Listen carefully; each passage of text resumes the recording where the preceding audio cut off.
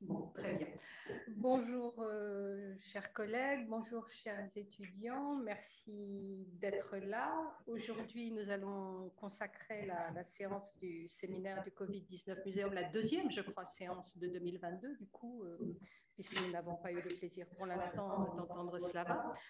Donc, nous allons consacrer cette seconde séance aux relations entre l'individu et l'institution. Et nous allons observer cette relation par le prisme de deux disciplines des sciences humaines et sociales, la psychologie sociale dans un premier temps, et puis ensuite la littérature. Alors, tout d'abord, je vais donner la parole à Hubert Chatrousse, que j'ai rencontré alors qu'il menait son cursus de littérature, puisque c'est quelqu'un qui a fait et poussé très loin un double cursus. Il est devenu psychologue clinicien, même si sa spécialité scientifique est plutôt, je crois, il nous le dira, la psychologie sociale. Mais moi, je l'ai connu en tant qu'étudiant en littérature, que brillant étudiant en littérature, à l'époque où il se préoccupait du tout petit et très grand livre de Stig Dagerman, Notre besoin de consolation est impossible à rassasier. Vous verrez qu'il y a beaucoup de cohérence dans toutes les pistes que suit Hubert. J'ai oublié de vous dire une autre chose importante, de manière générale et pour son propos de ce matin, il est pompier. C'est donc quelqu'un qui est à la fois un théoricien en psychologie, en littérature, et un praticien en psychologie et dans l'exercice du, je ne sais pas si on dit métier de pompier. Oui, métier. Hubert, est-ce que vous voulez bien venir prendre ma place?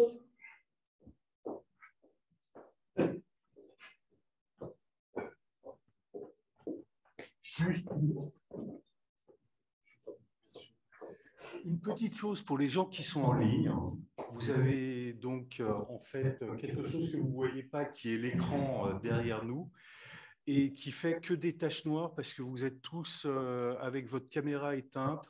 Je répète ce que j'ai déjà dit.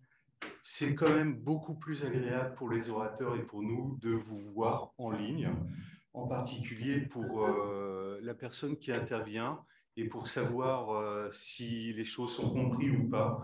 Voir vos yeux et voir votre expression de visage est une chose fondamentale. Donc, n'hésitez pas à mettre vos caméras pour ceux qui en ont. Voilà, je laisse la parole à Hubert tout de suite. Merci. Bonjour à toutes et à tous. Merci beaucoup pour cette présentation, Juliette Vionduri. Donc effectivement, je suis psychologue clinicien. Je suis également ATER à l'USPN, l'Université Sorbonne Paris-Nord, en psychologie et en psychanalyse avec une approche un peu spécifique des groupes et des institutions. Donc, merci beaucoup à Juliette Vionduri de m'avoir fait ce plaisir et cet honneur de m'avoir invité aujourd'hui pour communiquer avec vous dans ce séminaire.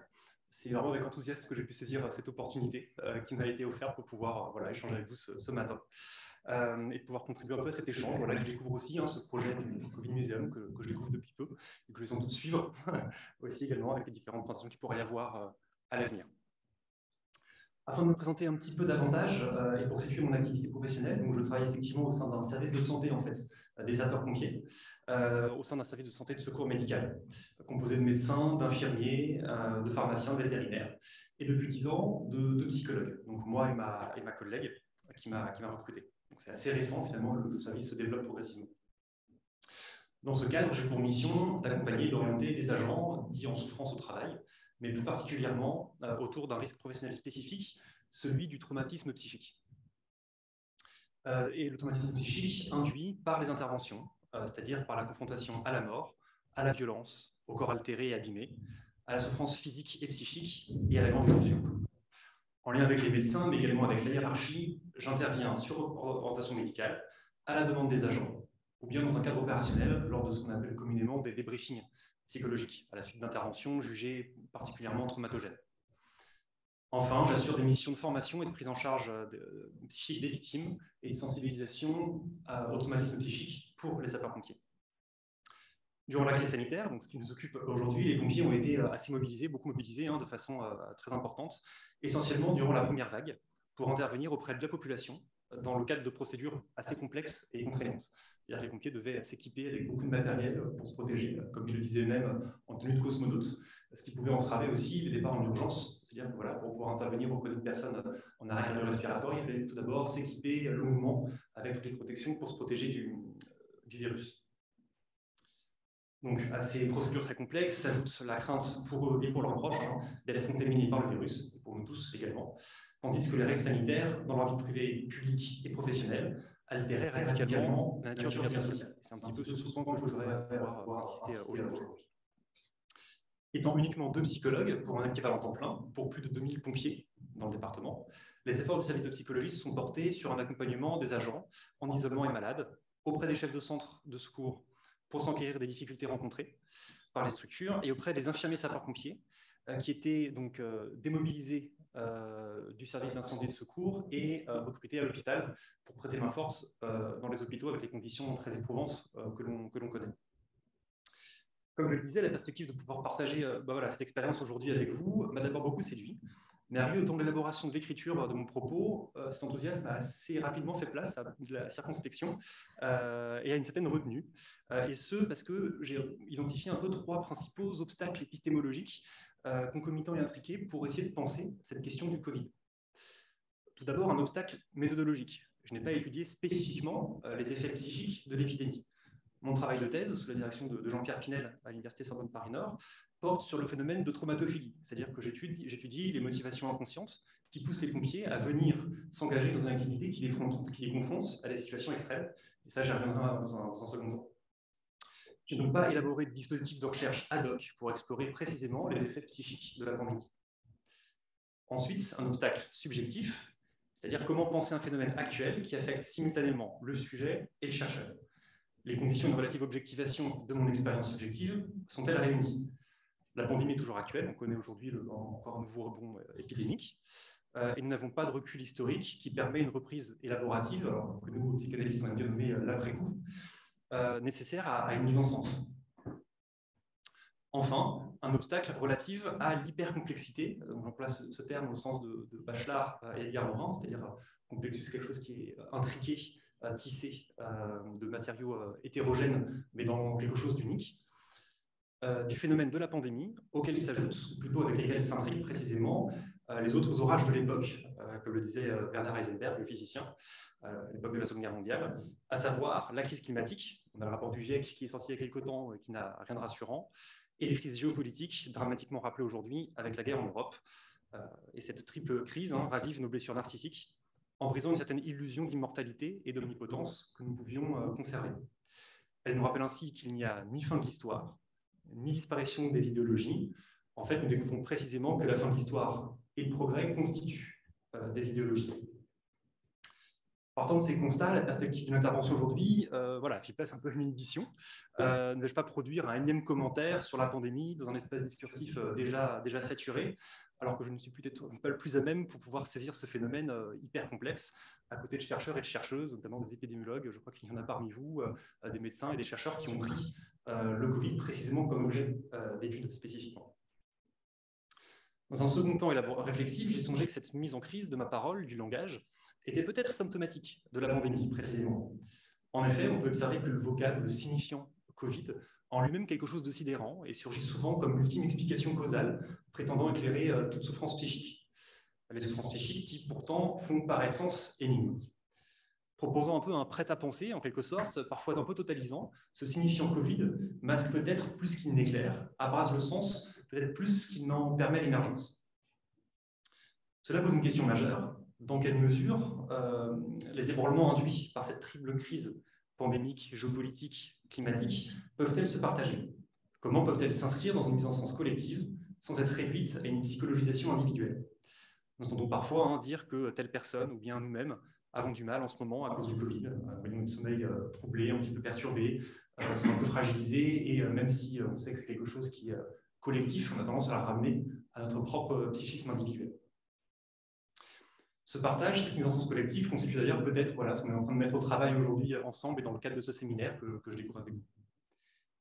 Il est intéressant, je crois, de penser le Covid, et c'est la problématique que j'aimerais vous soumettre aujourd'hui, comme un analyseur de notre culture, de notre contexte socio-historique, c'est-à-dire comme un élément qui provient de l'extérieur, un peu comme un corps étranger, qui révèle, qui démutise, qui rend palpable et visible les fonctions anthropologiques des institutions et leurs défaillances. Autrement dit, je vous propose un renversement du rapport qui s'établit entre le Covid et les traumatismes dont je voudrais parler.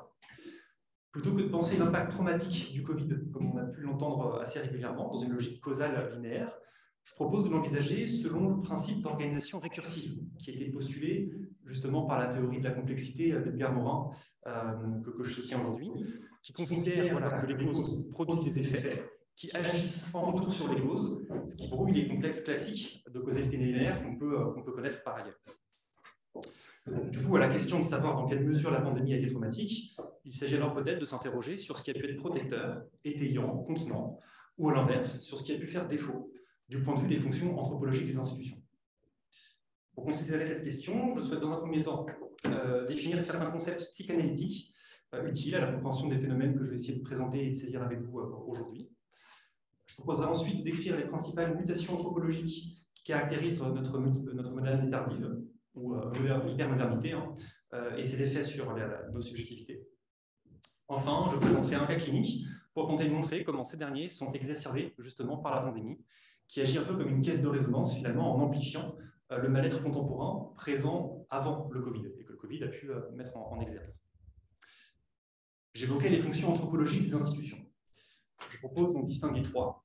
La première, les institutions permettent de porter la loi qui organise le vivre ensemble en limitant la violence et en nous protégeant du mal. Alors, pas dans un sens biblique et religieux, mais plutôt au sens de Hannah Arendt sur la question de la banalité du mal, et de Nathalie Salzman, qui est une psychanalyste qui a travaillé sur cette question du mal.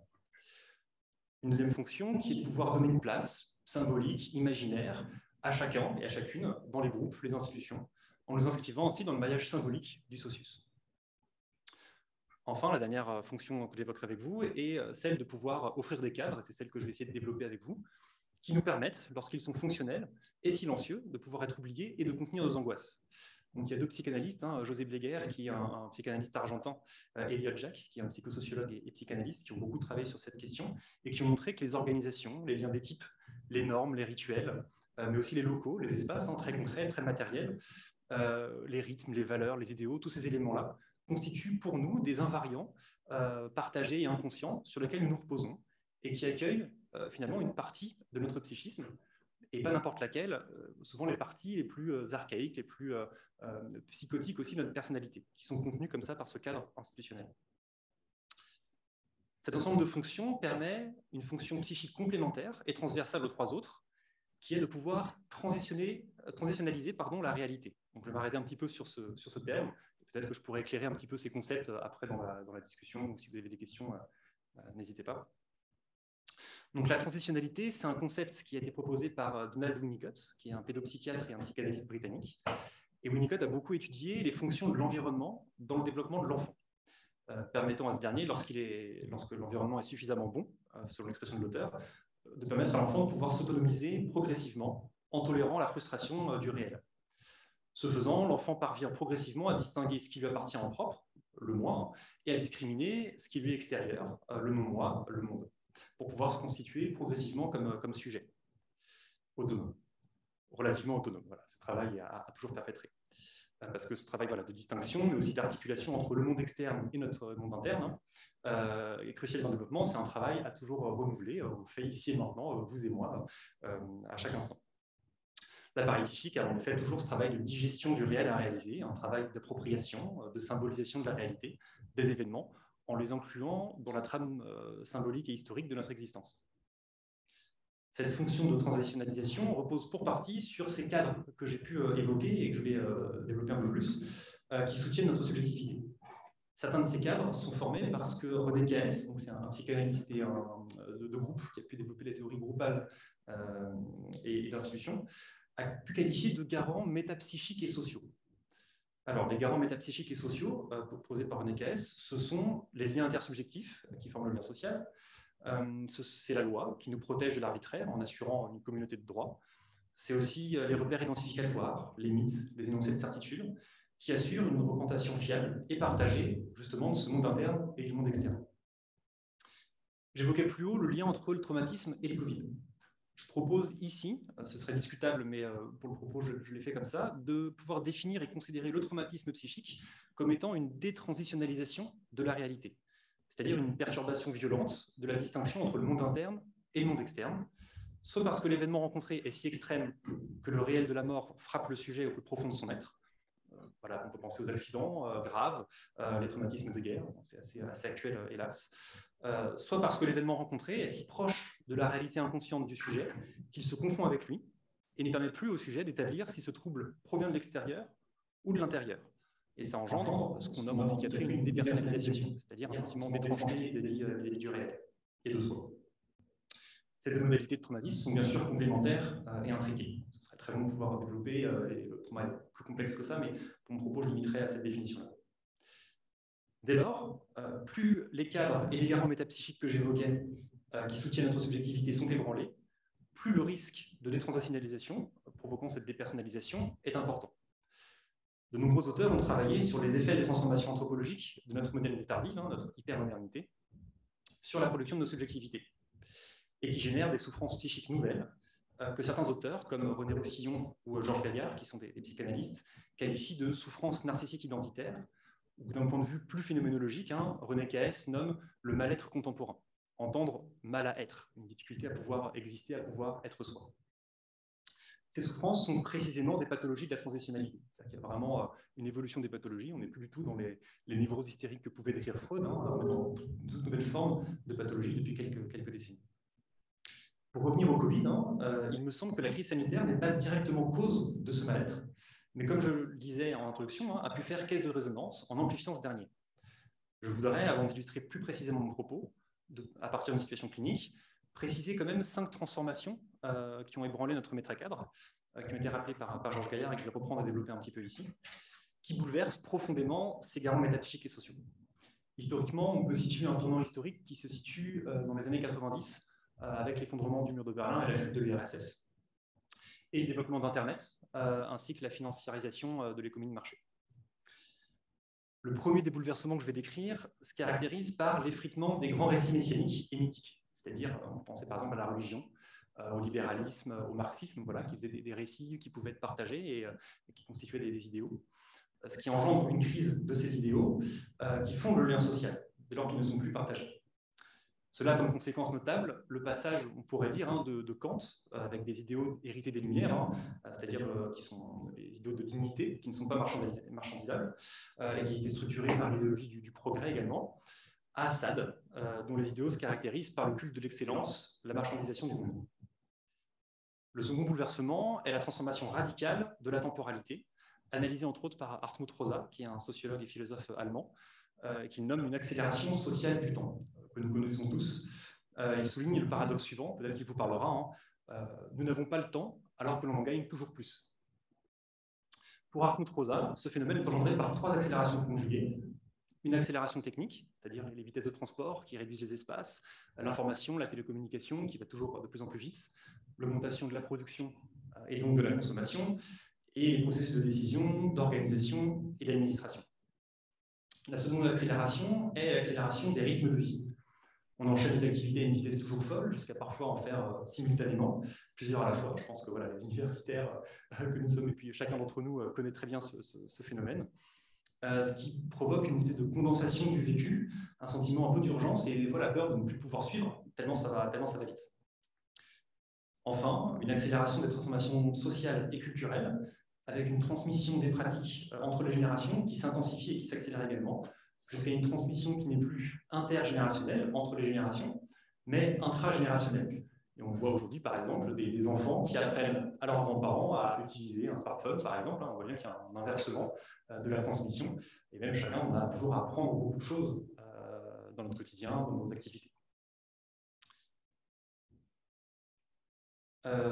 Ce dernier bouleversement, cette dernière accélération que j'évoquais conduit au troisième bouleversement, qui est une crise généalogique. Alors, ça a été beaucoup développé par Pierre Legendre et Georges Gaillard, notamment, où on observe justement un effacement des différences de génération et un certain discrédit de la position d'asymétrie, c'est-à-dire qu'il y a une sorte de précarisation de la figure de l'enseignant, du médecin, peut-être que ça vous parlera vis-à-vis des patients, notamment vous pouvez avoir qui peuvent remettre en cause un petit peu l'autorité. Oui, moi j'ai regardé sur Wikipédia, sur Doctissimo, etc. Du directeur, du chef, voilà, toutes ces figures sont remises en cause. il y a en effet un rejet de la précession, mais aussi de la succession. C'est le fameux discours de les jeunes n'écoutent plus, ils ne veulent pas apprendre, mais comment, voilà, c'est un double rejet. Les jeunes peuvent rejeter un petit peu le discours des anciens, mais les anciens rejettent également l'accueil des jeunes, et ça c'est assez important. Il y a du coup une sorte de fantasme d'auto-engendrement. Le sujet n'est plus en dette en lien avec un héritage, hein, mais il se serait fait tout seul, ce qui coïncide avec l'idéologie hyper moderne du self-made man. Cette crise généalogique est directement en lien avec un quatrième bouleversement, la perte de légitimité des institutions et la mise en crise de l'autorité, autorité au sens de Hannah Arendt et de Myriam Revaud-Dallon, qui sont deux philosophes, au sens d'une légitimité qui repose justement sur cette transcendance et sur l'histoire. Nous sommes en effet passés d'un modèle disciplinaire, caractérisé par des interdits et des assignations de classe extrêmement serrées, à un modèle d'autonomie hérité des Lumières. Kant nous en rappelle le projet dans son texte « Qu'est-ce que les Lumières ?» C'est la sortie de l'homme hors de l'état de tutelle dont il est lui-même responsable. Mais ce projet d'autonomisation s'est retourné comme un gant dans une confusion entre autoritarisme et autorité. On en avait parfois à confondre ce qui relève de l'autorité et à pouvoir le considérer comme de l'autoritarisme, et donc à le remettre en question. Ce qui inverse du coup les normes sociales jusqu'à l'excès. C'est le modèle que nous connaissons aujourd'hui, de l'épanouissement, du développement de soi, de l'initiative personnelle également. On passe d'un effacement du sujet à cause de ces normes trop puissantes, mais qui permettaient de pouvoir développer une intimité aussi, à la conquête de l'affirmation de soi, qu'on pourrait appeler l'estime, avec Serge Tisseron, mais également avec Lacan. Ce qui amène à une espèce de paradoxe, c'est-à-dire que ce qu'on gagne en autonomie et en liberté, on va le perdre en sécurité. C'est l'émergence d'une nouvelle normativité, en quelque sorte, culturelle, qui se traduit par une prescription. Nous sommes entièrement responsables de nous-mêmes, il faut devenir soi. Notre bonheur ne dépend que de nous, et si on est malheureux, c'est de notre faute. Donc, dans le rejet heureux de l'autoritarisme, nous sommes passés de la confiance, qui reposait sur une alliance, à une défiance, qui est le retrait de la confiance, et qui, encore une fois, était éthiquement fondée en lien avec l'autoritarisme contre lequel ça s'est construit. Il s'agit désormais de pouvoir traquer les sources du mal, les promesses trompeuses, les malhonnêtetés, les trahisons, les abus de pouvoir, dans une logique implacable. Ce qui génère le dernier bouleversement que je vais évoquer et aborder avec vous, qui est l'emprise de l'idéologie de la transparence, qui a été théorisée par Jean-Pierre Pinel. Il s'agit justement de pouvoir traquer et de défaire les sources du mal, en révélant les zones d'ombre, les fautes et les violences engendrées par les institutions et les structures de pouvoir. Cette idéologie est corrélée à un idéal de l'image, du visible, et dès lors, ce qui est non visible, ce qui est invisible, va être suspect, attaqué dans une logique assez paranoïaque, en fait, paranoïaque. En conséquence, ce qui devait garantir notre liberté, en traquant le mal, devient son instrument, en nous assujettissant à des procédures d'évaluation, des contrôles qualité. Tout doit être quantifiable, mesurable, efficace. Je pense que là aussi, c'est des choses qui peuvent vous parler dans vos diverses pratiques. Du point de vue institutionnel, l'organisation tend à se prendre pour elle-même comme finalité et comme tâche principale. Et le symptôme de cela, c'est le modèle gestionnaire qui s'impose comme modèle unique. Le modèle gestionnaire n'est pas problématique en lui-même, il l'est dans la mesure où on ne peut pas penser d'autres modèles d'organisation aujourd'hui. Cette procéduralisation tend à produire ce que René Caes, psychanalyste, a nommé des processus sans sujet, ou des automates institutionnels, qui se caractérisent par l'absence de répondants. Je vais pouvoir illustrer un petit peu tout ça après, qui sont justement source de désubjectivation. On peut penser aux plateformes en ligne, où lorsqu'on appelle, on tombe sur une espèce de chose un peu absurde, où on essaie d'avoir quelqu'un, alors composez le 1, composez le 2, on va vous rappeler, déposez votre plateforme, votre document sur la plateforme, et on n'a jamais un interlocuteur qui peut nous répondre. Ces phénomènes ont assez bien été illustrés, on voit que ce n'est pas quelque chose qui est nouveau. Franz Kafka a beaucoup illustré ça dans sa littérature, je vous invite à lire Le Château par exemple, ou le Procès, mais c'est quelque chose qui vient s'amplifier aujourd'hui. Alors, ces 5 principaux bouleversements que j'ai pu décrire ont de nombreuses conséquences, mais voilà, ce ne sera pas l'objet de mon propos, je vais en évoquer quand même 2. La première, c'est l'adoption de ce que Jean-Pierre Pinel a nommé une position nostalgique mélancolique. C'est le fameux « c'était mieux avant ». Ou bien aussi le sentiment d'amertume, d'aigreur, qui a aussi été exploré par Cynthia Fleury, une philosophe et psychanalyste, dont peut-être la montée des extrêmes aujourd'hui en Europe et ailleurs sont peut-être le symptôme. Mais le deuxième point, et sur lequel je vais plus m'attarder et le définir, c'est l'affaiblissement de l'intermédiaire. Alors, je vais définir un peu ce que c'est que l'intermédiaire. L'intermédiaire, c'est une catégorie anthropologique nécessaire au fonctionnement psychique, qui est décrit par Freud le premier, et puis par Roy Haim, qui était un de ses disciples. qui était également anthropologue. Puis ça a été développé et théorisé par d'autres auteurs à la suite, dont Winnicott et René Caes que j'évoquais. Alors cette notion d'intermédiaire, elle est un petit peu complexe, mais quand je vais l'illustrer, je pense que ça va vous parler un peu plus. Mais elle contient plusieurs notions. C'est une notion un peu d'entre-deux, entre deux objets, deux états, deux lieux. Elle fait aussi interface entre des éléments hétérogènes. C'est aussi une notion de facilitation, de transition, de transmission, de communication, et puis de compromis et de régulation.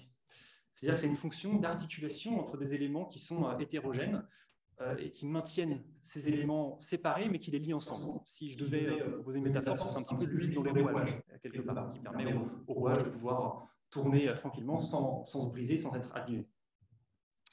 Alors, pour illustrer un peu l'intermédiaire, c'est par exemple les fonctions de porte-parole. Une personne s'exprime en son nom propre, mais ce faisant, elle s'exprime aussi au nom du groupe, permettant à celui-ci d'avoir une voix qui porte sa parole.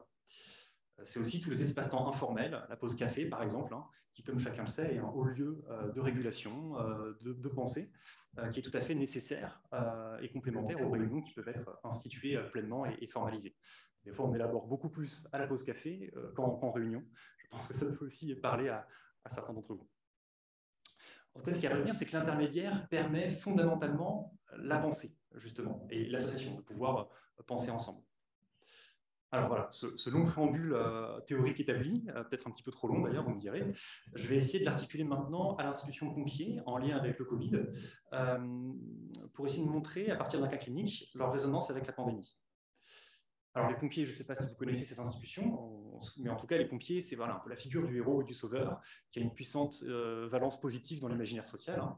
Il met son temps et son énergie au service du bien commun et de la vie, parfois au péril de la sienne. Il œuvre contre la destruction et le chaos, et il participe à ce que Freud a appelé la Kulturarbeit, c'est-à-dire le travail de la culture. C'est-à-dire que les pompiers mettent en effet leur pulsion, leur pulsionnalité, au service de réalisations sociales qui sont valorisées, ce qui illustre une sublimation. Peut-être que vous connaissez ce terme, pouvoir sublimer nos pulsions dans une activité sociale. Alors, dans mon travail de thèse, sous la direction de Jean-Pierre Pinel, je fais l'hypothèse principale selon laquelle les pompiers se confrontent activement à des situations traumatiques, en réactualisant ainsi de façon hallucinatoire en fait des traumatismes passés. C'est-à-dire qu'ils s'appuient, ils prennent appui sur le cadre institutionnel et sur le groupe, sur l'équipe, sur l'appartenance au corps des sapeurs-pompiers, qui est une institution très, très structurée, très hiérarchisée, un peu militairement, autour de l'imago paternel, incarné par le chef. Et ainsi, ils peuvent appréhender les interventions en ayant prise sur elles, tout en symbolisant en fait leur traumatisme passé, qui viennent rejouer en fait sur l'intervention. Mais là où ils peuvent agir aujourd'hui, là où leur trauma passé, ils étaient impuissants. Ce processus de transformation est cependant parfois mis en péril lorsque l'événement rencontré est trop extrême ou lorsqu'il coïncide avec une réalité trop brûlante pour un sujet, c'est ce que j'évoquais avec la question de la transitionnalité, mais également lorsque le cadre institutionnel vient à faire défaut. Cette défaillance survient également lorsque le métacadre socio-historique, c'est-à-dire le cadre du cadre, il faudrait penser les choses un petit peu comme des matrioshkas, vous savez, les poupées russes qui sont emboîtées les unes dans les autres. Voilà, notre psychisme repose sur un groupe qui repose sur une institution qui elle-même repose sur un cadre socio-historique. Et c'est précisément ce qui a pu être ébranlé avec le Covid. Voilà, je vais vous raconter un cas clinique pour illustrer un petit peu tout ce que j'ai pu énoncer. Durant la deuxième vague du Covid, dans un centre de secours avec une activité opérationnelle très importante pendant cette période, Achille est orienté par une collègue médecin du service de santé pour un syndrome d'épuisement professionnel, ou burn-out. Si la deuxième vague est moins éprouvante que la première pour les pompiers, Achille pourtant supporte difficilement l'activité opérationnelle. De plus, le médecin me fait savoir qu'il aurait notamment la hantise aujourd'hui des interventions qui se révéleraient être, je cite, des drames familiaux. En entretien se présente à moi un solide gaillard d'une quarantaine d'années, aux larges épaules et à la poigne ferme.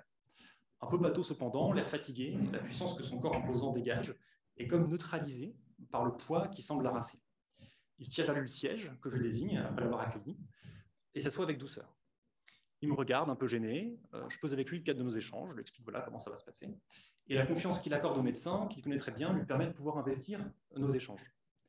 Des fois, ce n'est pas toujours évident, les pompiers, c'est une culture assez virile, assez machiste aussi, parfois, et la figure du psy, c'est un truc un peu énigmatique où on ne se confie pas facilement. Très vite dans cet entretien, Achille se répand littéralement. Le propos est décousu, confus, et s'accompagne d'une grande labilité émotionnelle. Il dit se sentir perdu, ne plus parvenir à se reconnaître.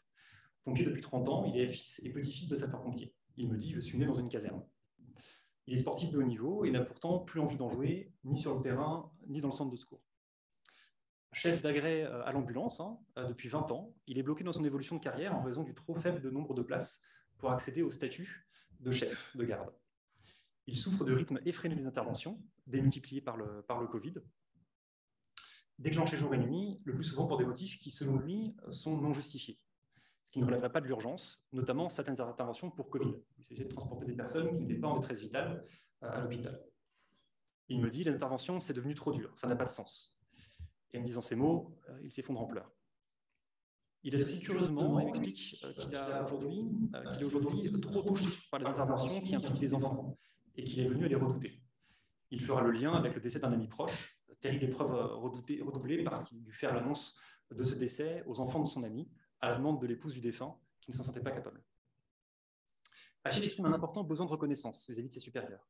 Il souhaite rencontrer le commandement de groupement et le directeur départemental pour témoigner de son vécu, pour pouvoir être entendu sur sa souffrance professionnelle, dont le sens achoppe. Il relate alors une scène. Après une nuit blanche, passé l'intervention, il dort dans la chambrée. Il se fait alors réveiller au petit matin par le sous-officier de garde qui le commande et dit voilà, il faut faire les travaux d'intérêt généraux, il faut nettoyer le sol, préparer la cuisine, etc. Achille explose. Il me dit contrairement à eux, je passe la nuit dehors. Ils ne peuvent pas me laisser dormir 5 minutes. Quand on les voit sur intervention, ils ne connaissent même pas leur travail. C'est moi qui leur rappelle. À part jouer les petits chefs et intimider les jeunes qui viennent d'entrer, ce n'est pas de vrais pompiers. Je me retiens un jour, mais ça va partir. Il me dit ça en brandissant le poing, et voilà, il y a quelque chose une sorte de violence quand même qui émerge dans l'entretien. À vrai dire, Achille devrait lui-même occuper logiquement cette fonction de chef de garde au regard de son ancienneté. Mais il n'est pas parvenu à passer les tests, alors même qu'il est reconnu et apprécié par ses pairs. À part les pompiers qui commandent sur intervention. Ils s'entendent d'ailleurs particulièrement bien avec les jeunes et cultivent un goût pour la transmission du métier. Il dégage à ce titre une grande bienveillance sous ses airs un peu bourrus et fatigués.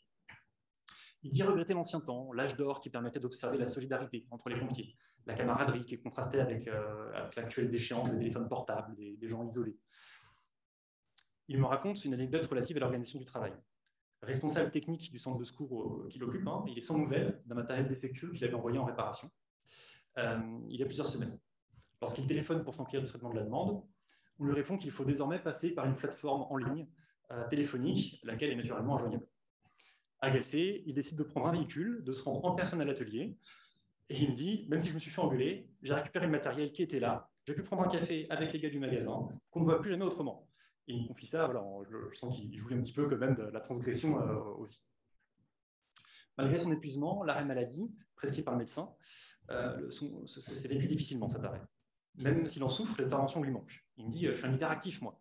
Il m'explique que pour s'occuper, du coup, il part dans la forêt la nuit et qu'il n'arrive pas à dormir pour couper du bois, parce qu'il a beaucoup d'insomnie. Lors du second entretien, quand je le revois, Achille passe la porte d'un pas beaucoup plus assuré en me souriant. Suite à notre rencontre, il est le soir même effondré dans son lit pour dormir sereinement toute la nuit et il me dit avoir rêvé d'une belle échelle neuve, flambant neuve. En revanche, la rencontre avec le commandant de groupement dont il revient figure sous le signe de la déception. Il est en colère et dépité. Ça a duré même pas 10 minutes. Je voyais bien qu'il ne pouvait pas prendre de temps. Et il m'a répondu que c'était comme ça, que c'est ma fonction, et que si je veux, j'ai qu'à passer le concours pour être officier. Mais je sais bien tout ça, je ne demandais pas un traitement de faveur. À ma question de savoir ce qu'il attendait précisément de cet entretien, il me répond du respect, de la reconnaissance, qu'on prenne le temps de m'écouter. Revenant sur l'ancien temps, il me raconte son parcours. Il est titulaire d'un CAP, et il regrette d'avoir arrêté l'école si jeune. Il se trouve assez honteux d'éprouver quelques peines à s'exprimer à l'écrit.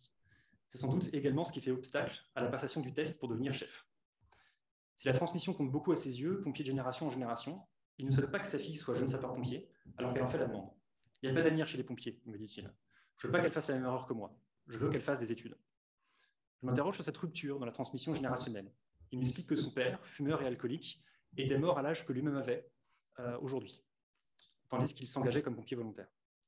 Il convoque alors un imaginaire de la déchéance en disant sa blessure d'observer des anciens, comme son père, amochés par des années de service, des nuits blanches d'intervention, ayant souvent tombé dans l'alcoolisme. Pourtant, me dit-il, c'était autrefois des héros.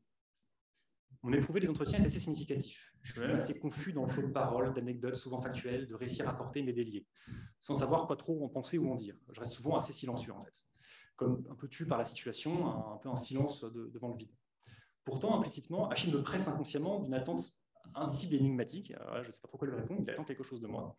Un peu d'une parole salvatrice que je devrais prononcer. Je fais l'hypothèse que ce discours que je devrais tenir et qui m'échappe se rapporte précisément dans la relation à ce qu'il attend de ses chefs. Et je lui demande, voilà, à son avis, ce qu'il pourrait me demander là et qu'il adresse à ses chefs. Lors de notre troisième entretien, avec l'aide du médecin, avec qui j'échange beaucoup, on travaille vraiment en équipe, Achille a pu rencontrer le directeur départemental. Il en est très satisfait. C'est un type humain, droit, il a pris le temps de m'écouter, alors qu'il avait sans doute autre chose à faire. L'entretien semble avoir rassemblé un petit peu narcissiquement Achille, mais que pour peu de temps. S'il a passé de très bonnes vacances, la perspective de reprendre ses gardes s'accompagne d'importantes angoisses et de cauchemars. Il redoute les conflits avec ses collègues. Il me dit « j'ai peur que ça pète, j'ai peur de péter un câble ». À l'imaginaire de la lampe d'échéance succède un peu celui du breakdown, de l'effondrement, de l'explosion. Achille me fait le récit d'identification avec les victimes qu'il prend en charge, surtout les vieux. Les vieux, ça la touche. Alors il prend le temps, parfois à la surprise de ses collègues, de s'asseoir, de parler avec les personnes âgées qu'il prend en charge sur l'intervention, dans une empathie mêlée de peur dans la confrontation avec la maladie qui touche ces personnes. Je sens Achille un peu osciller. Il pourrait basculer de l'autre côté du miroir. De pompier se confondre avec la victime qu'il était venu secourir. Il approuve cette interprétation et partage une scène poignante. L'image de sa mère, décédée d'une hémorragie à la gorge et laissée à moitié découverte dans un drap sanglant à l'hôpital. Il semble décidément avoir vécu les drames qu'il redoute. Il rêve de partir, mais ne sait pas trop où fonder une nouvelle utopie. De toute façon, je suis déjà plus là. Il me dit ça voilà, en montrant sa tête comme ça. Il y a une puissante mélancolie qui se dégage de son ton et qui m'inquiète. Il me dit vivre uniquement pour ses enfants, et parlant ainsi, comme un vieillard, me dit que tout est en ordre pour le jour de son départ. Il n'a que 40 ans. L'entretien suivant contrastera beaucoup avec la tonalité très dépressive précédente. Il s'exprime désormais avec colère. « Il faut qu'on me sorte de là », me dit-il presque en criant. Hein. Et si les interventions se passent mieux en journée depuis que le médecin l'a temporairement dispensé des gardes de nuit, si les relations avec ses pairs et les jeunes sont plutôt heureuses, Achille entretient une véritable rage à l'égard des sous-officiers de garde. Il cache à peine son désir de les frapper, mais prend immédiatement peur à la simple évocation d'un passage à l'acte possible. Il imagine sa colère, pouvoir tout détruire, sa puissance meurtrière. Son évitement du conflit pourrait peut-être résulter que la crainte de sa toute-puissance vienne exploser et détruire, annihiler son environnement, qui n'est plus contenant, précisément. J'accompagnerai Achille encore quelques temps dans un travail conjoint avec le médecin, et ce travail institutionnel, sous l'impulsion médicale, permettra de pouvoir lui trouver un poste dans un service technique au sein d'un important centre de secours. Du jour au lendemain, Achille cesse de se rendre aux entretiens, je ne le vois plus, et j'ai plus de nouvelles. Je l'ai croisé quelques mois plus tard, par hasard, et il rayonne, visiblement content de me voir. Il partage avec moi son épanouissement sur son nouveau poste. Loin des interventions, il bricole et rend service aux collègues, et sa nouvelle activité implique des déplacements dans les centres de secours et lui permet de tisser du lien social, justement, et ça le sécurise dans cette appartenance institutionnelle un peu renouvelée. Alors, je vais pouvoir arriver à la conclusion avec le lien plus explicite avec la question du Covid. Parce que voilà, quel lien on pourrait établir entre la pandémie et la souffrance de cet homme? Dans le récit que j'ai pu faire, la Covid n'apparaît pas. En tout cas, pas beaucoup, plutôt en début dans un contexte autour, mais pas directement par rapport à ce qui peut affecter Achille. Donc, ce n'est pas un facteur déterminant, provoquant directement les difficultés de ce pompier. Et pourtant, c'est un cas assez paradigmatique et significatif, parce que voilà, ce n'est pas le seul que j'ai pu accompagner comme ça. Il y a eu beaucoup de pompiers où ça a pu exploser, un petit peu décompenser comme ça pendant la période du Covid. Des gens qui ont quitté l'institution alors qu'ils avaient 20 ans de bottes, comme on dit dans le métier, d'autres qui sont mis en arrêt maladie. Enfin voilà, il y a vraiment une souffrance qui a pu se généraliser, mais pas directement reliée au Covid. En tout cas, tous ces sujets se sont montrés beaucoup plus perméables en fait, à l'impact traumatique des interventions également. Autrement dit, ils ont été beaucoup plus sujets à une menace de détransitionnalisation, ce que j'évoquais tout à l'heure. Ils s'en défendaient un petit peu comme ils pouvaient, quoi. Soit par défiance, soit par résignation, soit par fuite à la maladie, etc. La Covid, à l'exception de certaines infections graves, naturellement, n'a pas véritablement causé de traumatisme ou de souffrance de ces pompiers. Pas de déterminisme, comme je le disais, impossible de dire, de prédire si, sans la pandémie, Achille aurait souffert de la même façon. Pourtant, il y a bien une intrication entre l'histoire de ce sujet, les mutations organisationnelles et institutionnelles, et la crise sanitaire. Établir ou quantifier la part qui reviendrait au Covid n'aurait, je pense, aucun sens. C'est bien la perspective épistémologique de la complexité que j'évoquais, cette intrication de plein de facteurs, qui permet d'envisager des interrogations heuristiques. Il me semble que les garants métapsychiques et sociaux que j'évoquais, déjà fragilisés, sont devenus encore plus poreux avec la crise sanitaire, notamment dans la mesure où celle-ci a abrasé, réduit et affaibli encore davantage la catégorie de l'intermédiaire, cette huile dans les rouages que j'ai pu évoquer tout à l'heure, qui était déjà attaquée par tous les bouleversements du métacadre que j'évoquais. À titre d'exemple, le négatif auquel se confrontent les pompiers, la souffrance, la mort, la maladie, se traite habituellement dans les espaces informels. c'est la blague potache à la machine à café au sujet d'une victime prise en charge, c'est les récits d'intervention marquantes au foyer la nuit tombée, entre pompiers, les fameuses histoires de pompiers qui se racontent comme ça, voilà, il y a 20 ans, j'ai fait ça, j'ai craqué mon corps, j'ai fait ceci. C'est aussi la décharge du trop d'excitation durant un foot matinal avec l'équipe, hein, dans une confrontation fraternelle. C'est aussi le familialisme qui caractérise l'institution, où la vie privée et la vie professionnelle se confondent complètement. Il est dit que les pompiers sont une grande famille. Il se trouve que tous ces espaces-temps intermédiaires qui permettaient la transformation et la sublimation justement de la mort, de la violence et du mal, que ça appartienne au sujet en propre ou au celle à laquelle ils étaient confrontés en intervention, s'est vu réduite comme peau de chagrin durant la pandémie. Pour des raisons sanitaires bien réelles, comme nous le savons, le lien social fut altéré. Les sports collectifs furent interdits, les repas devaient se prendre seuls. Les regroupements furent limités, les activités conviviales supprimées. Ce n'est à mon sens pas une coïncidence si une maladie qui préexistait pour de nombreux pompiers, mais qui jusqu'ici était relativement silencieux, encore contenue, s'exprima bruyamment sous diverses formes pendant et après la pandémie. Alors après, c'est très relatif, on y est encore. Elle en fut, je crois, le révélateur, en fait, l'analyseur, comme je le disais en introduction. Dès lors, dans quel espace-temps traiter ces négatifs? Comment sublimer nos pulsions aujourd'hui, les traumas, et sans instance de transformation? On le voit, hein, pour reprendre le cas, Achille peinait à réguler sa violence, risquant de passer à l'acte et fantasmant de pouvoir frapper ses collègues. Sa place réelle, symbolique et imaginaire également était menacée. Il devrait logiquement être chef, mais il se retrouve commandé par des plus jeunes. De plus, en arrêt maladie, quelle place occupe-t-il désormais à l'avenir dans le socius et dans l'institution? Il y a bien une détransitionnalisation pour Achille. Est-il chef ou subordonné? Est-ce qu'il ne se confronterait pas avec son père déchu?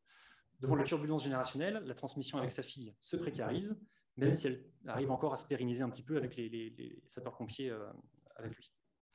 Devant la porosité de ces enveloppes, hein, l'identification aux victimes va jusqu'au risque de se confondre avec elles. Souvent, il vient jusqu'à se confondre avec les victimes qu'il prend en charge. Les traumatismes et les blessures d'Achille ne sont plus recouverts de ce film protecteur de l'illusion et du fantasme qui permet ordinairement justement une sublimation dans son activité professionnelle. Il confond ses propres blessures avec celles des victimes, alors qu'il les pensait autrefois dans une illusion heureuse, hein, en pouvant agir sur intervention. Les liens intersubjectifs, qui assurent encore une fonction de garant métapsychique, sont attaqués par les procédures du travail, notamment avec le Covid. Il y avait énormément de procédures, et c'était vraiment très très difficile et éprouvant pour les pompiers. Et pourtant, si les mutations organisationnelles et institutionnelles des dernières décennies ont été amplifiées et de ce fait démutisées par la crise sanitaire, il est intéressant de voir comment cette dernière a également mis en exergue et révélé également ce qui soutient l'intermédiaire. Voilà, ce n'est pas que en négatif, c'est aussi en positif que ça a pu révéler des éléments. Et ce qui soutient l'intermédiaire et la transitionnalisation. Dans le cas d'Achille, par exemple, il me semble que l'institution a permis d'actualiser un certain répondant. Le chef de groupement n'a pas été en mesure d'accueillir la demande du pompier, mais le directeur départemental, oui, il a pris ce temps de pouvoir l'accueillir, de pouvoir l'écouter, ce qui a pu restaurer un imago paternel qui est un organisateur fantasmatique, hein, pour les pompiers très important dans cette institution-là. De même, le travail conjoint avec le médecin dans nos rencontres respectives avec Achille ont offert des espaces de transformation de contenance de la souffrance de l'agent. Et dans un travail avec la hiérarchie et les ressources humaines, voilà, c'est quelque chose qu'on a pu restaurer et lui restaurer une place dans l'institution. Ces considérations nous invitent, je pense, à tenter de penser les dispositifs qui soutiennent l'intermédiaire et à considérer leur importance anthropologique, à en créer de nouveaux peut-être, hein, mais surtout peut-être à soutenir les espaces-temps existants qui étayent ordinairement la subjectivité et la professionnalité, en participant à la sublimation, au travail de la culture, et dont la pandémie a révélé l'essentialité et aussi la fragilité. Je vous remercie.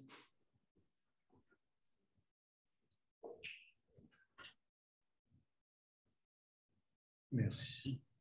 Merci beaucoup. Déjà, y a-t-il des questions à distance? Vous pouvez lever la main, vous pouvez poser vos questions en ouvrant vos micros. Bon. Y a-t-il des questions dans la salle? Sinon, je vais passer le micro à Juliette. Moi, j'ai des questions. Oui, moi, c'est pour poser des questions. J'en ai plusieurs, mais ce serait très intéressant que les gens de l'autre côté du miroir en posent aussi. Alors, une remarque avant ma question, c'est que quand vous commencez en disant « je me sens illégitime scientifiquement », je ne suis pas équipée pour penser ce phénomène, je n'ai pas rencontré un intervenant qui ne dise la même chose. Et le qui ne disent pas la même chose. Oui, c'est ça. Et le professeur Rosenthal et moi, nous passons notre temps à nous dire l'un à l'autre Mais je ne suis pas spécialiste. Moi, je crois que c'est un sujet de sciences des données. Lui, il pense que c'est un sujet de sciences humaines. Et on se renvoie en permanence, mais je ne suis pas spécialiste. Personne ne l'est. Et je crois que c'est bien pour ça que ce séminaire existe et que le Covid-19 Muséum existe, parce qu'il faut qu'on mette nos forces en commun, en fait, et qu'on trouve le moyen de parler de tous les événements dont le Covid est le nom. Alors, une question que je voulais poser, c'est est-ce que la figure du héros que la société renvoie, je crois, aux pompiers, est un élément important dans leur organisation, leur étayage, et est-ce qu'elle a été maintenue ou augmentée en période de Covid? Alors, c'est vrai qu'on peut faire le lien aussi avec les soignants. Hein. On a vu cette reconnaissance qui était très importante narcissiquement pour les soignants, qui a pu faire enveloppe. Pour les pompiers, ça a pu être maintenu pendant la pandémie. Mais eux disent souffrir d'un manque de reconnaissance aussi dans leur monde social. Pas spécifiquement par rapport au Covid, mais notamment, par exemple, dans les phénomènes de banlieue, avec des émeutes, des choses comme ça. C'est quelque chose qui vient vraiment les fragiliser. Mais moi, mon hypothèse, c'est que c'était autre. Enfin, il n'y a pas forcément plus de violence aujourd'hui, ce serait mon hypothèse. C'est en tout cas le vécu pour les pompiers de ces violences qui est beaucoup plus, voilà, ils sont beaucoup plus perméables à ces violences, à ces manques de reconnaissance. Mais je pense qu'effectivement, c'est un élément assez essentiel, c'est-à-dire que la figure du héros vient permettre de suturer beaucoup de leur souffrance, de leur blessure narcissique, et que ça les permet de les inscrire dans un mythe collectif aussi, et de leur donner une place, je pense. Et je pense que c'est sans doute le cas aussi pour les médecins, les infirmiers. Et on a vu à quel point c'est quelque chose qui a pu être aussi attaqué, alors qu'il l'était déjà auparavant, mais qui a pu être encore plus bouleversé pendant le Covid.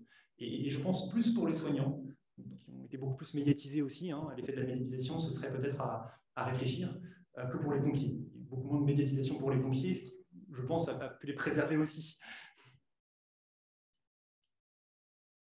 Pour 1, 2, 3, ouais. Donc, pour rebondir sur ce qu'a dit Juliette, en science, on essaye de contrôler l'environnement. Et donc, essentiellement, l'idée, c'est de mettre les objets dans des conditions bien contrôlées, où on peut faire une expérience pour faire dire à ces objets des choses qui ne sont pas nécessairement en lien avec l'expérience. Alors, c'est très facile dans certains domaines de la physique. En mathématiques, c'est dur, mais en même temps, c'est facile parce que, d'une certaine manière, on sait sur quel objet on travaille, ils sont bien contrôlés. Après, leur faire dire des choses, c'est très dur, mais bon, au moins, on sait sur quoi on travaille.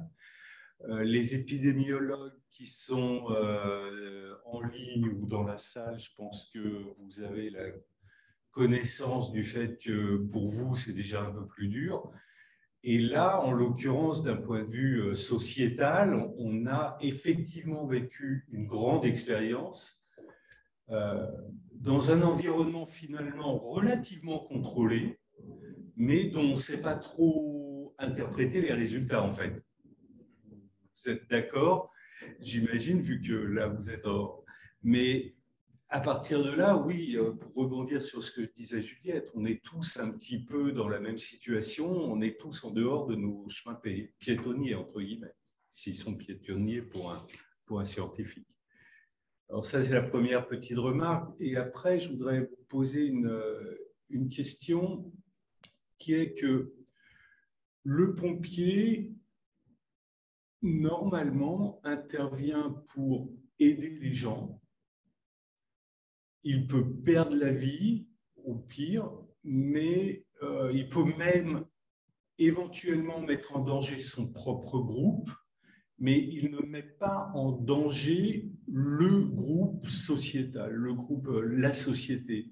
Or là, en intervenant sur des cas de contamination, est-ce que vous ne pensez pas que le pompier s'est retrouvé confronté à des objets dont il n'a pas l'habitude, c'est-à-dire le fait de risquer de transmettre lui-même quelque chose à la société? Alors, pour répondre au premier point méthodologique, alors c'est vrai que c'est aussi une spécificité de l'approche en psychanalyse, c'est-à-dire qu'en biologie, en physique, dans les sciences dites dures, il y a une méthode qui consiste à pouvoir un peu cliver sa propre subjectivité pour pouvoir travailler l'objet. C'est-à-dire qu'on met de côté la subjectivité pour pouvoir travailler l'objet. En psychologie, en psychanalyse, on prend la subjectivité comme objet. Donc dès lors, ça pose des questions épistémologiques très importantes. Et le pari pris par la psychanalyse, c'est du coup, en prenant la subjectivité comme objet, de prendre sa propre subjectivité comme objet, ce qui n'est pas forcément le cas. Ce qui du coup peut être à la fois considéré un peu comme une faiblesse, parce qu'on ne contrôle pas l'environnement, mais c'est le parti pris, c'est-à-dire on accepte de ne pas contrôler, dans la mesure où il y a une part d'illusion lorsque l'on contrôle les choses. On peut penser au sens physique, par exemple, on sait bien en physique quantique que l'observateur modifie énormément l'objet d'observation. C'est ce qui conditionne l'observation elle-même. Donc, c'est des choses qu'on prend en compte. Et c'est peut-être du coup effectivement une force finalement, peut-être pour saisir justement ce qui se passe, c'est-à-dire notre propre ébranlement, le prendre comme objet. En tout cas, c'est un peu le pari que j'ai essayé de faire ici, dans le nous-mêmes affectés. Par rapport à la deuxième remarque, ce serait assez difficile à dire. En tout cas, moi, je ne l'ai pas observé dans les discours des pompiers ou dans les éléments, l'idée de pouvoir contaminer, de participer à la contamination de la société.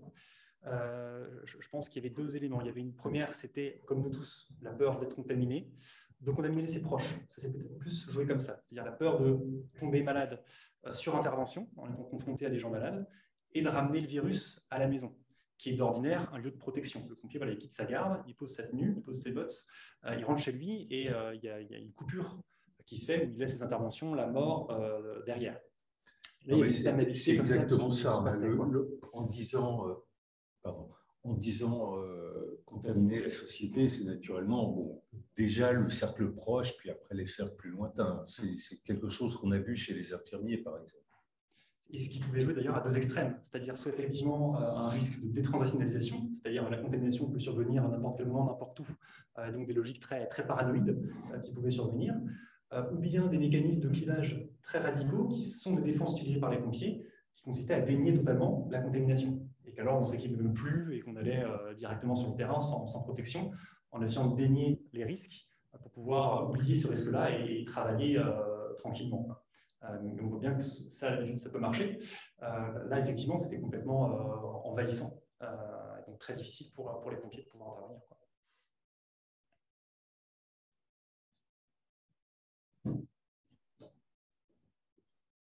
Merci. J'ai une autre question, deux en fait, mais une première autre question, elle est difficile.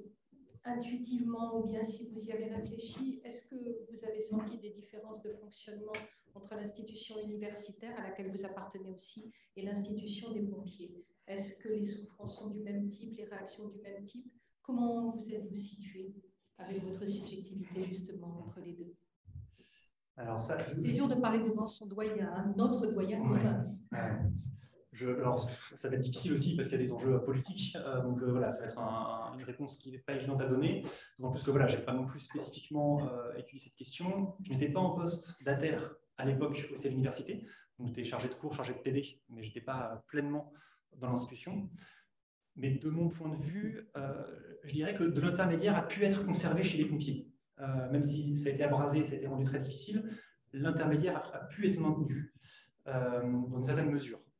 Ce qui fait qu'ils ont été beaucoup moins ébranlés qu'à l'hôpital, par exemple, où ça a été beaucoup plus attaqué, je pense, je crois. L'université, moi, j'ai été frappé, alors déjà parce que l'intermédiaire est totalement effacé, c'était tout en distanciel, les étudiants étaient chez eux, donc en termes de détransitionnalisation, là aussi, la confusion entre les espaces, c'est quelque chose qui était très, très déstabilisant pour eux, on a pu en voir leur souffrance. Et moi, j'ai été frappé aussi par l'absence de répondants que j'évoquais des tutelles. C'est-à-dire que là où il y a le chef qui est venu pouvoir restaurer quelque chose, dans la difficulté, ce n'était pas évident, moi j'ai été frappé par l'absence de répondants à l'université et des vécus de collègues, là pour le coup appartenant, qui disaient mais où est le ministère, où sont les tutelles, et un sentiment d'abandon qui a pu être éprouvé. Ce qui, je crois, n'a pas permis de pouvoir, en tout cas dans une moindre mesure, maintenir de l'intermédiaire, si je le dis comme ça. C'est un constat. Guillaume? Oui, j'avais une question qui est un peu complémentaire à la réponse. Guillaume, vous êtes muet. Pardon. Est-ce que là, vous m'entendez? Alors, désolé. Est-ce que vous m'entendez? Je vous entends toujours pas, Guillaume. Vous êtes toujours muet. Ah. Alors, je vais retester. Enfin, nous, on entend. Hein. Ah. Attendez. Un réglage. Ah, sauf que non, non, non, pardon Guillaume, bougez Vous pas, bougez m'entendez? pas, bougez pas, c'est de ma faute si vous êtes muet. Merci. Essayez voir. Oui, là, on m'entend à distance. Non. Non. Bougez pas. Je ne sais pas. Ah, ça y est, C'est c'est bon. bon. Oui, donc je voulais poser une question un peu complémentaire à la réponse qui vient d'être donnée. On a bien senti le caractère individuel, notamment pour le cas clinique, le repli sur soi. On a évoqué effectivement le pompier rentre chez lui et doit voilà, un peu tout seul faire face à ce qu'il a vécu dans sa garde de nuit. Moi, je suis médecin de formation en soins palliatifs et là, je suis doctorant en épidémiologie. Et donc, je voulais réinterroger la question du groupe, c'est-à-dire qu'on sent bien que l'individu face à tout ça va vers le burn-out et va chercher des recours individuels, des consultations médicales, une consultation avec un psychologue. Est-ce que vous avez senti un besoin? Oui, je pense, mais surtout effectivement une démarche qui allait vers le groupe, c'est-à-dire est-ce que alors les groupes de parole ou les équivalents qui existaient peut-être déjà, est-ce qu'il y en a qui ont émergé? Est-ce qu'ils ont été mis à mal aussi, puisque à cause de la distance nécessaire pour protéger tout le monde, ces groupes s'éteignaient en même temps que l'individu était en souffrance? Est-ce qu'il y a quelque chose autour de ça? Et vous avez évoqué tout de suite effectivement l'université ou les institutions, d'autres qui auraient pu soutenir ces travaux de groupe à distance. Je ne sais pas si ça aurait été faisable, mais est-ce qu'il y a cette démarche? Je dis ça parce que dans mon travail, c'est une des ressources qu'on retrouve pour faire face aux situations complexes. Et est-ce qu'il faut l'avoir en tête pour aller plus loin et lors d'une prochaine crise, être plus adapté? C'est une question très pertinente et très complexe. Je crois qu'effectivement, il y a une dimension subjective pour ce pompier. C'est-à-dire qu'il y avait du groupe, il y avait ses équipes, il avait ses collègues avec qui il s'entendait d'ordinaire, mais qui ne faisaient plus ressource pour lui. Et qu'on a dû, nous, venir très activement auprès de lui pour venir le soutenir. Donc ça, je pense que c'est une dimension très, très importante. On l'a bien vu aussi avec les soignants. Alors moi, quand même, il faut que je puisse le dire, mais j'ai travaillé 1 an à l'hôpital Saint-Louis en hématologie greffe de moelle, un temps. Donc c'est un service qui était assez protégé par la nature quand même des patients qui sont accueillis. Mais j'ai pu échanger avec des infirmières, des médecins qui sont partis aussi en renfort dans le Covid. Et c'est, je crois, ce qui a pu faire défaut. C'est-à-dire qu'effectivement, ils étaient la tête dans le guidon, plongés dans le traumatique pour pouvoir intervenir, agir. Et pas du tout en mesure de pouvoir demander de l'aide. C'est tout le paradoxe, en fait, pour nous, en tant que psychologue, par exemple, pour intervenir. Moi, avec les pompiers, je n'attends pas à ce que les pompiers viennent toquer mon bureau. Ça n'arrivera jamais. Ce n'est pas dans la culture, ce n'est pas dans la personnalité des pompiers non plus. Donc voilà, c'est quelque chose que moi, je travaille où ça me demande d'aller au-devant. Donc c'est moi qui vais prendre un café avec eux, c'est moi qui vais faire du sport avec eux. Voilà, je partage un peu leur quotidien. Et c'est justement dans ces espaces intermédiaires que j'essaie de décrire que des choses peuvent être évoquées, qu'il peut y avoir une pensée, des traumatismes et des éléments. Voilà, si je proposais demain un groupe de parole aux pompiers, personne ne viendrait. Où viendraient les quelques pompiers que j'ai pu rencontrer, avec qui j'ai pu travailler? Du coup, il y a un lien qui a pu être établi. Donc, c'est aussi ce qu'on a mis en place à l'hôpital Saint-Louis. Hein. On passait dans les services. On passait dans les services, on prenait le café avec les infirmières, les médecins, on discutait avec eux, et ça ne se fait pas tout seul. Quoi. On passe la première fois, personne ne calcule. La deuxième fois, bon, il y a un visage qu'on arrive à mettre, et c'est au bout de la 5e fois qu'on arrive à poser un temps d'échange. Mais ça demande de venir activement à la rencontre. Et dans le même... Question, du coup, mais... Oui, merci. Oui, justement, merci. Et dans le prolongement, du coup, sur la... Pardon. Est-ce qu'on m'entend? Alexandre. Ah, pardon. Enfin, pardon, Guillaume, allez-y. Oui, pardon, je voulais juste... Bougez pas, je vous mets le son. C'est bon. Pardon, oui, du coup, merci pour votre réponse qui effectivement était des éléments que j'attendais. Et en pratique, on a vu l'accélération des temporalités. Donc, les institutions sont capables de nous dire qu'il faut aller plus vite, qu'il faut, voilà, il n'y a pas le choix. Il y a le nombre d'interventions, il y a un professionnel en moins. Et est-ce que vous pensez que les institutions auraient les moyens de redonner une temporalité plus longue, puisque quand il y a le burn-out et il y a la consultation avec le psychologue qui offre là une pause, ou même celui qui s'écarte de son travail pour faire une pause, est-ce que comment vous faites la pause informelle dont vous parlez là finalement? Est-ce qu'elle pourrait être plus formelle ou justement parce qu'elle serait formelle, ça ne fonctionnerait pas? C'est là, je crois, où on touche à justement l'intrication complexe dont je parlais entre la crise pandémique et les évolutions organisationnelles qu'on connaît. C'est-à-dire qu'effectivement, pour pouvoir prendre des pauses, il faut du personnel, il faut que l'organisation puisse le permettre, le penser. Et on voit que ces espaces-là ont tendance déjà d'ordinaire, dans notre hypermodernité, à s'amenuiser. et qu'avec le Covid, voilà, ça a vraiment amplifié le phénomène. Du coup, comment restaurer ces espaces? En vous écoutant, je pensais à une collègue qui a travaillé un temps sur les salles de garde de médecine et qui a pu montrer que ces salles de garde avaient cette fonction aussi anthropologique et qu'elles ont été attaquées parce que vulgaires, parce que, etc. Elles ont été effacées, mais du coup, par contre, on les remplace. C'est une question. Alors peut-être qu'effectivement, il ne s'agit plus d'avoir des salles de garde, peut-être que la vulgarité, voilà, c'est quelque chose qui peut être aussi critique, etc. Mais ça avait une fonction anthropologique. Et qu'alors, si on enlève de l'intermédiaire, et où est-ce que les médecins traitent ce négatif-là de la mort, du traumatisme, qui d'habitude se sublime un petit peu dans le dionysiaque, dans l'excès, etc.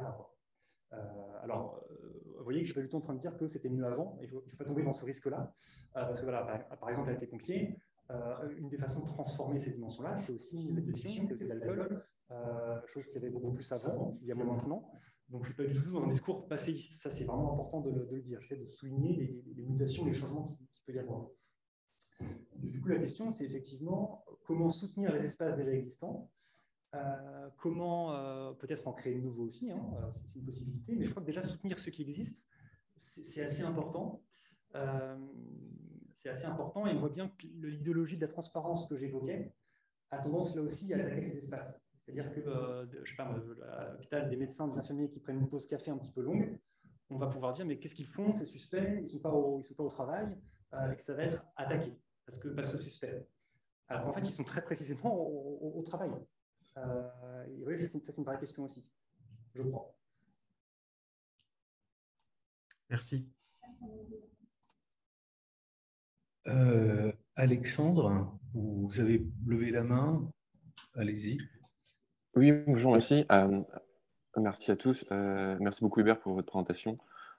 C'était très, très riche et très dense. Et justement, par rapport à toutes les références que vous avez faites en introduction, alors c'est pas vraiment une question, c'est plus une demande de commentaire. Je voulais savoir quelle était justement votre position ou quelle était l'influence des travaux d'Armut Rosa par rapport donc, au cas que vous avez décrit, justement, qui est en tant que critique de l'accélération, justement, j'imagine, colle parfaitement avec ou du moins avec l'antagonisme que peut évoquer donc le métier de pompier. Est-ce qu'il y a une dimension particulière de ce sociologue dans vos travaux, et auquel cas, dans quelle thématique en particulier elle a eu la plus d'influence? Alexandre, pourriez-vous vous présenter? Ah oui, bien sûr. Bonjour, Alexandre du coup Descamps. Recommencez. Oui, vous m'entendez? Oui. D'accord. Non, Alexandre, donc je suis médecin de santé publique, actuellement en troisième année de thèse de sciences, donc à l'Université de Paris, à l'école doctorale Pierre-Louis de santé publique, où donc je travaille en qualité de praticien hospitalier donc à l'hôpital Cochin, dans un centre de recherche sur les vaccins, et donc je réalise une thèse en parallèle en épidémiologie sur les maladies donc virales, et en particulier donc les virus respiratoires comme la grippe et donc plus récemment la Covid-19. Merci. Alors, pour répondre à la question, Armut Rosa ne me sert pas directement dans mon travail de thèse qui porte sur la prise en charge du trauma chez les sapeurs-pompiers. En revanche, il me sert, je dirais, tous les jours. C'est un auteur qui, je crois, est vraiment indispensable, avec une approche phénoménologique, hein, pour comprendre ces mouvements-là. Alors, il reprend beaucoup d'autres travaux, notamment de Paul Virilio, entre autres, mais je crois que c'est vraiment un des auteurs qui arrive le mieux, en tout cas aujourd'hui, à saisir ce mouvement-là, et que quel que soit l'objet de notre travail aujourd'hui, pour essayer de comprendre quelque chose avec ce qui peut se passer, je crois que c'est vraiment un auteur essentiel. Je ne sais pas si ça répond à la question. Oui, non, merci. Oui, c'était pour savoir comment vous perceviez donc son apport, mais oui, il y a plus une approche personnelle. Excusez-moi, Alexandre, on ne vous a pas entendu au départ. Excusez-moi. Recommencez votre réponse. Non, mais je remercie Hubert pour sa réponse, tout simplement. Peut-être pour préciser un petit peu le fait que justement là où avec l'approche de la psychanalyse en extension, c'est-à-dire que voilà, on est passé du modèle freudien qui s'intéressait uniquement à l'intrapsychique, avec des psychanalystes contemporains qui essaient de réfléchir à l'articulation entre l'intrapsychique, l'intersubjectif et le transsubjectif, c'est-à-dire les influences de tous ces cadres emboîtés quelque part. Même quand on travaille au plus profond de l'intime en psychanalyse, comment il faut pouvoir entendre justement les résonances et les vibrations historiques, sociales qui viennent jusqu'à modifier, former, produire aussi la psyché des sujets. Et donc, quel que soit l'objet de notre travail dans l'intrapsychique, je crois qu'il faut pouvoir entendre les aspects plus globaux. Et Hartmut Rosa est, je crois, l'un des auteurs qui permet de pouvoir penser ces éléments-là. Précisément parce qu'autrefois, la psychanalyse pouvait faire l'impasse de ce métacadre, qui était très silencieux. On n'avait pas à s'en préoccuper, quelque part. Là, aujourd'hui, les patients ne peuvent plus... aujourd'hui, il y a beaucoup de psychanalystes qui travaillent avec un divan, comme on peut le voir. Aujourd'hui, c'est d'autres cliniques, d'autres patients, d'autres souffrances. Parce que le cadre a été justement attaqué, vous n'allez pas faire allonger un patient état limite, borderline, sur un divan, ça va être très compliqué, ou un adolescent non plus, et que du coup, ça demande d'autres dispositifs, en fait, psychanalytiques, qui ont été développés depuis maintenant plusieurs décennies. Merci. Guillaume, avez-vous une autre question ou votre main est restée levée par inadvertance? Ma main est restée levée, pardon. Je ne sais pas comment... Ah ben, on peut baisser la main, pardon. Ok. Je vois que Juliette a une autre question. Je vais lui apporter le micro tout de suite. Je pense que vous vous rendez compte que dialoguer avec Hubert, c'est quelque chose qui est intéressant et qui m'intéresse particulièrement. Et je voulais encore vous poser une autre question un peu trop générale, je le sais. Est-ce que vous avez pu noter une sorte de tendance à conserver des traces de par l'institution des pompiers? Et est-ce que vous avez pu observer une tendance à écrire ou à lire de la part des individus pompiers? Alors, non, je ne l'ai pas observé. Alors, je serais bien incapable de dire si ça existe ou pas. Je sais qu'il y a eu des retours d'expérience, très procéduralisés. Il y a un bureau qui s'occupe de faire des retours d'expérience sur les interventions marquantes et que du coup, il y a beaucoup de documents qui existent par rapport à ces retours d'expérience. En revanche, pour les sapeurs-pompiers, individuellement, j'en ai pas entendu parler. Mais je sais aussi que ce sont des sujets qui sont moins dans l'élaboration secondarisée, dans la sublimation secondarisée, et en fait qui, pour sublimer leur pulsion, passent par l'acte. Et c'est ce qui fait leur spécificité. C'est ce que j'étudie. C'est-à-dire que pour pouvoir transformer ça, ça ne va pas être écrire, ça ne va pas être forcément parler, ça ne va pas forcément être penser secondairement les choses, ça va être de monter dans les camions, de pouvoir intervenir, et c'est là que ça va se jouer, finalement, pour eux. C'est ce que je travaille aussi dans mon travail de thèse. Des interventions? Je demandais, est-ce qu'il y a un moment où quelqu'un doit écrire un rapport, un compte-rendu par obligation institutionnelle, un récit de cas, enfin l'équivalent d'un récit de cas? Est-ce que c'est une pratique institutionnelle qui existe tout de même? Alors non, il y a les fiches bilan en fait, qui sont réalisées par les équipages d'ambulance, qui remplissent une fiche bilan de l'état de la victime, de ce qui a été fait, qu'ils transmettent à l'hôpital et qui est archivé. Donc ça n'est pas narrativisé. Mais ce n'est pas narrativisé. Et de même que pour les rapports de retour d'expérience, c'est très peu narrativisé, c'est très factuel. Et que ça aussi, c'est une dimension culturelle chez les sapeurs-pompiers. C'est toujours très, très factuel. Pouvoir accéder à l'affect, c'est quelque chose qui n'est pas toujours évident par rapport aux défenses collectives aussi de métier. Donc sans doute que des pompiers l'ont fait individuellement, peut-être, mais je ne pense pas que ce soit une majorité et je n'en ai pas eu connaissance. Oui, il est allé dans la forêt, Achille. Il n'a pas lu un livre. C'est ça. Sur la forêt. Achille n'a pas écrit.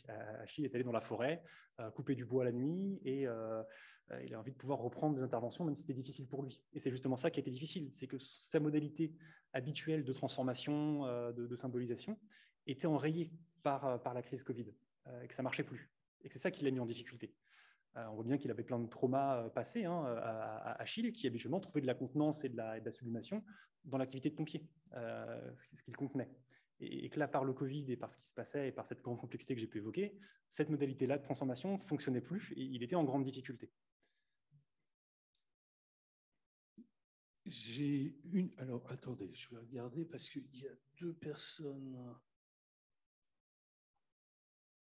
Alors, tac, tac, tac, on entend Guillaume à distance. Bon, ça c'est un autre problème. Ok. j'ai une question. Vous nous avez parlé de... Alors, vous nous avez parlé de chute du mur de Berlin et de perte des grands idéaux, on va dire, du XXe siècle, et même d'avant, parce que, bon, naturellement, si on prend la religion, il y a aussi des pertes à ce niveau-là. De l'autre côté, alors je voudrais mettre ça en parallèle avec le fait qu'on a entendu dire que des pompiers étaient décédés en masse, et avec le fait qu'on a entendu dire que des pompiers ne voulaient pas se faire vacciner. Et naturellement, on arrive au parallèle que je voudrais faire, qui est la fake news. Est-ce que ce n'est pas le nouveau paradigme du 21e siècle? Et est-ce que vous pouvez commenter vis-à-vis de ça? Alors là encore, ce n'est pas quelque chose que j'ai étudié très, très spécifiquement. Ce serait une question extrêmement complexe où voilà, on peut juste poser quelques pistes, mais qui ne sont pas à prendre comme oui, naturellement. C'est juste pour poser des pistes, parce que là, on est, à mon avis, sur un vrai problème scientifique qu'il faudrait étudier en profondeur. Ouais. Et je sais qu'il y a beaucoup de gens qui se posent la question, mais en tant que pompier, en ayant vécu avec cet entourage, cette population qui a été justement marquée par ces fake news ou pas par ces fake news, enfin là c'est à vous de commenter d'ailleurs, est-ce que vous pourriez faire un commentaire? Alors il y aurait beaucoup de choses à dire, je pense que ce n'est pas spécifique aux pompiers, je pense que c'est quelque chose qu'on a pu voir, observer dans la population.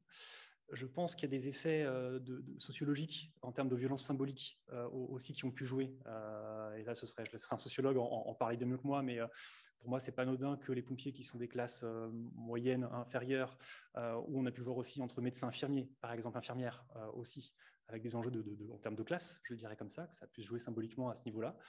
Je pense que c'était aussi pouvoir reprendre de la maîtrise quelque part, c'est-à-dire refuser un vaccin. C'était quand même refuser quelque chose, pouvoir agir, là où on a pu être impuissant par ailleurs. Je pense qu'il y a cette part-là.